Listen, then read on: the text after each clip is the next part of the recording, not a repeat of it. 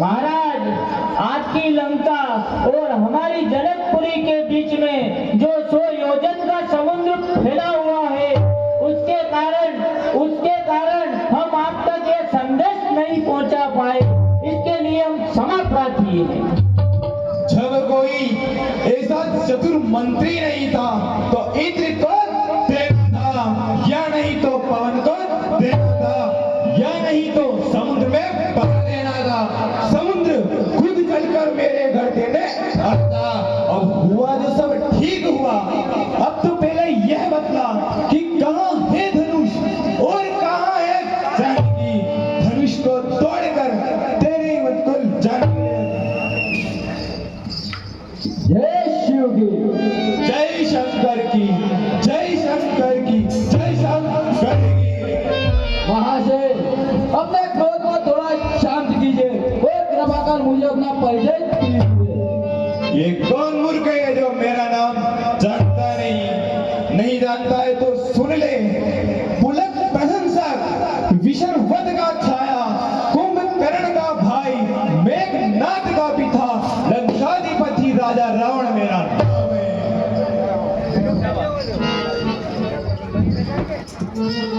हे मूर्ख रावण, ये रखा हुआ है गरुड़ का धनुष जो बातों से नहीं टूटता है।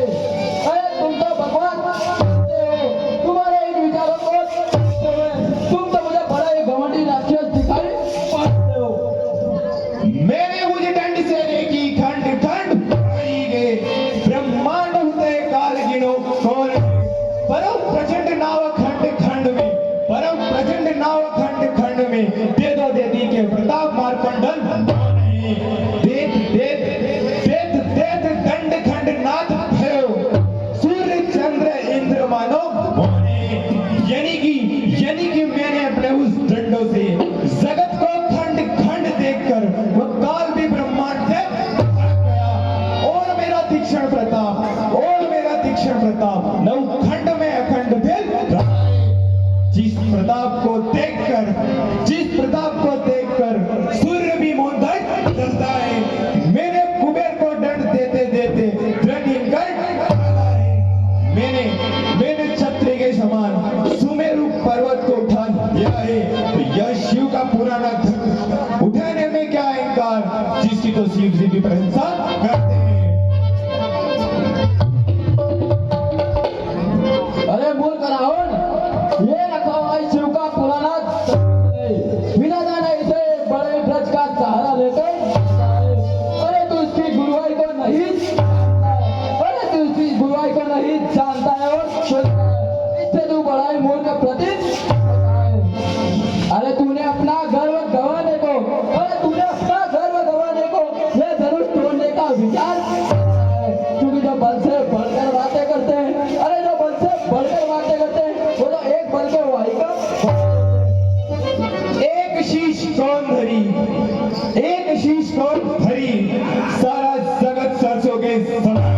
अरे जिनके शीश पे शोभित होता है, उस शिव ने उसे पहनने का गहना बना लिया है। तो वह कैलाश पर्वत मैंने उठा लिया है। तो मैं करूँ ना करूँ तो कौन करे, जिसकी तो शिव जी भी प्रशंसा करते हैं। अरे रावण, जो भगवान तीनों लोगों को वरदान देने वाले होते हैं, जिन्होंने 3 चरण पृथ्वी के लिए, अरे तीनों ने 3 चरण पृथ्वी के लिए विदित बड़ा वेले। अरे जब वो पिता के पास गए तो बाली ने उन्हें पहचान लिया, फिर भी उनको निराश नहीं किया। जब उन्होंने दान मांगा तो तब मैंने ही अपने हाथों से जल लाकर उनको वह निदान जो मैंने किया उसे सूर्य चंद्र भी पर इतना घमंड तो मैंने भी नहीं किया है। सुन चुका प्रण तेरा ये असमंजस की बात। अब कौन करे बखान, चला धनुष तोड़ दो, कैलाश गेम सौ उठाऊं। धनुष को तोड़कर तेरे ही मद को तोड़ूंगा और तेरी पूरी को लेके समुद्र में बहा दूंगा। ठीक है, आधी रात का समय, सारी प्रजा सो रही है। मैं थोड़ी धनुष की प्रतीक्षणा तो कर लूं कि विधाता ने उसे कैसा रचा और उसकी गुरुवाई को कैसा रचा है।